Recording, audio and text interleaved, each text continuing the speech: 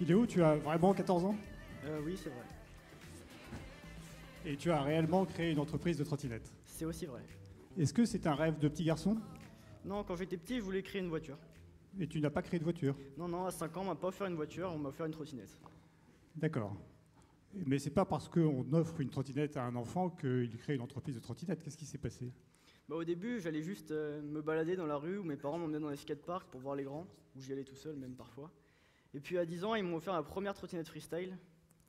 Une trottinette freestyle, un peu Ouais. comme celle que Michel nous a montrée. Exactement. Donc, quand tu avais 5 ans, on t'a offert une trottinette, tu t'en servais pour te promener, tes parents t'emmenaient au skatepark, et ensuite, qu'est-ce qui s'est passé? Bah, quand à 10 ans, ils m'ont offert ma première trottinette freestyle, c'est vite devenu ma passion, car il y a toute, c'est comme une grande famille, la trottinette freestyle. Et puis, il y a le fait de toujours vouloir dépasser ses limites, ça m'a beaucoup plu dans ce sport. Donc, en fait, tu cherches toujours à dépasser tes limites. Exactement. Je crois avoir compris que le problème quand on fait de la trottinette freestyle, c'est qu'on use des pièces. Exactement. On use beaucoup de pièces, on en casse aussi beaucoup. Quand on casse une pièce de trottinette, qu'est-ce qu'on fait? On rachète une trottinette freestyle? Non, ce serait beaucoup trop onéreux. Ça coûte combien une trottinette freestyle? Entre 150 et 650 euros. Oui, donc ça fait un peu cher.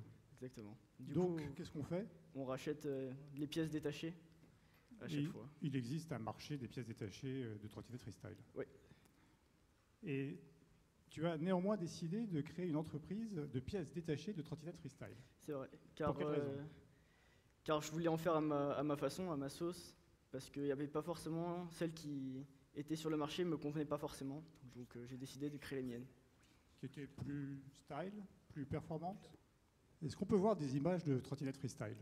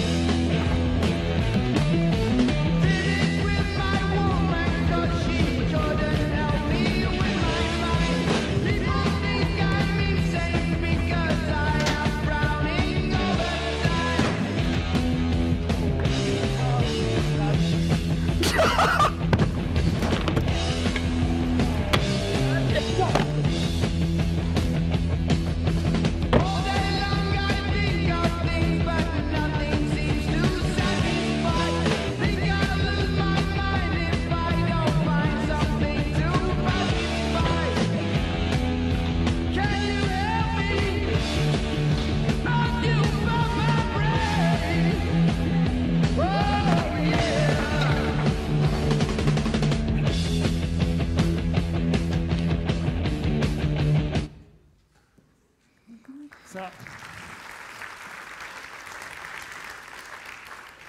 je crois que ça illustre bien le dépassement de soi et l'usure des pièces. Donc on en était au fait que tu ne trouvais pas forcément les pièces qui te convenaient sur le marché et que tu voulais les faire à ta sauce, des pièces plus performantes, plus légères, plus stylées. Exactement. Et donc tu as décidé de créer une entreprise. Rien de plus logique. À 12 ans. C'est compliqué de créer une entreprise? Finalement, c'est assez simple. Sauf sur le plan juridique quand même. Sauf sur le plan juridique, c'est mon père qui doit tout avoir à son nom. Oui, parce qu'il est quand même mineur, hein, il n'a pas l'air comme ça, mais il n'a que 14 ans. Tu peux nous raconter quelles sont les grandes étapes de ta création d'entreprise? Bah, il faut un designer, donc le design, la production, donc une usine, et la distribution, donc des magasins. Oui, c'est très simple hein, finalement. Le design, est-ce que tu peux nous expliquer en quoi consiste le design de pièces de trottinette freestyle? Bah, il suffit en fait d'avoir un logiciel 3D, SolidWorks. Il faut les dessiner, donc trouver un designer qui puisse le faire, car c'est pas très simple. Et puis dès qu'on les a dessinés, il suffit de les envoyer en production dans une usine. Et c'est toi qui dessines toi-même sur SolidWorks? Non, c'est un ami à moi, qui est devenu un ami à moi, qui s'appelle Flavien Mollard. C'est un Lyonnais, et qui est jeune comme moi, et qui aime la trottinette comme moi. Et donc il est designer de pièces de trottinette. Exactement. Ça prend à peu près combien de temps de dessiner une pièce de trottinette? Pour quelqu'un de normal, ça prend pas trop de temps, mais pour lui, vu qu'il est un peu flemmard, une roue, ça peut prendre jusqu'à 2 semaines. Je ne sais pas s'il est dans la salle. Donc en 2 semaines, tu peux créer par exemple une roue ou quoi d'autre? C'est quoi les pièces que vous dessinez? Nous, on a dessiné quasiment toute la trottinette, à part le jeu de direction et les roulements. C'est les seules choses qu'on n'a pas faites. D'accord, donc vous faites des roues, Des roues, des guidons, des fourches, des plateaux, des pegs. D'accord. Tout le monde sait ce que c'est que des pegs, bien sûr. On montrera peut-être tout à l'heure. Donc une fois qu'on a fait le design, il faut produire. Exactement. Comment est-ce que tu as fait pour produire toi-même les pièces que vous aviez dessinées avec J'ai ton trouvé ami une première usine et ça s'est pas forcément bien passé. Elle était où cette usine? Elle était en France? Non, en Chine, car la France est quand même 4 fois plus chère que la Chine et ça permettait pas d'avoir des prix. Mais tu parles chinois? Non, je parle un peu français, anglais, mais pas chinois, non. Donc tu as trouvé une usine en Chine, tu parles pas chinois et tu as fait produire les pièces que vous avez designées à Lyon en Chine. Exactement. Comment est-ce que tu as trouvé cette usine? D'abord par le biais de Marketplace sur Internet, puis après de bouche à oreille en trouvant une autre.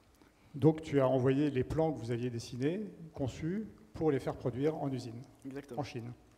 Comment ça s'est passé? Alors tu disais que ça s'est pas très bien passé. Non, car les matériaux utilisés ou la qualité n'était pas forcément au rendez-vous.